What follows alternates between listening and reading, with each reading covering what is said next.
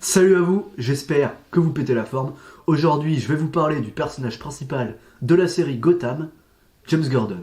James Gordon, autrement appelé Jim par l'ensemble de son entourage, est incarné donc par Gary Oldman dans la très célèbre trilogie de Christopher Nolan, The Dark Knight. Petite parenthèse, donc Gary Oldman, si ça peut mieux vous parler, c'est le gars qui va jouer Sirius Black dans Harry Potter.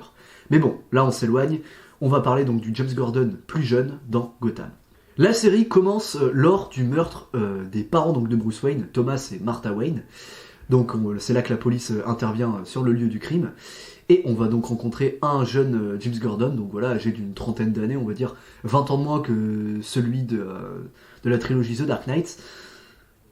Et celui-ci donc a été récemment muté dans ce service de police, et il fait la connaissance du jeune Bruce Wayne.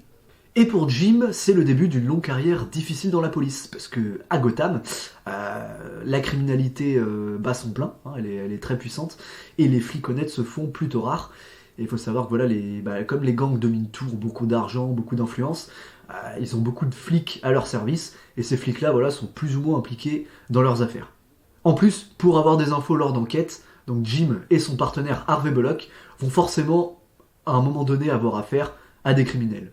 Autrement dit, ils sont un peu obligés d'une manière ou d'une autre de collaborer avec eux, ou alors voilà, de s'allier, on va dire temporairement à eux.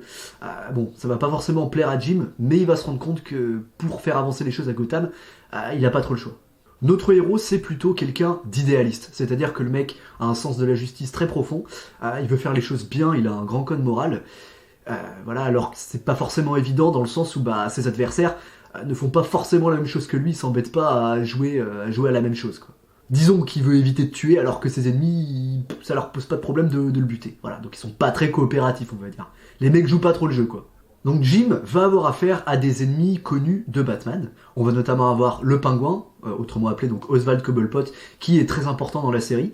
Il va y avoir aussi l'Homme Mystère, donc Edward Nygma, et d'autres personnages donc comme Selina Kyle, donc Catwoman, Poison Ivy. On aura également des personnages comme Ra's al Ghul ou encore Carmine Falcon qu'on va voir justement au début de Batman Begins aussi.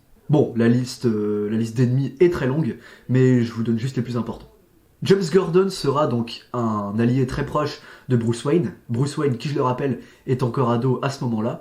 Il va donc le guider et le conseiller tout au long de la série, jusqu'à ce que Bruce Wayne devienne officiellement Batman.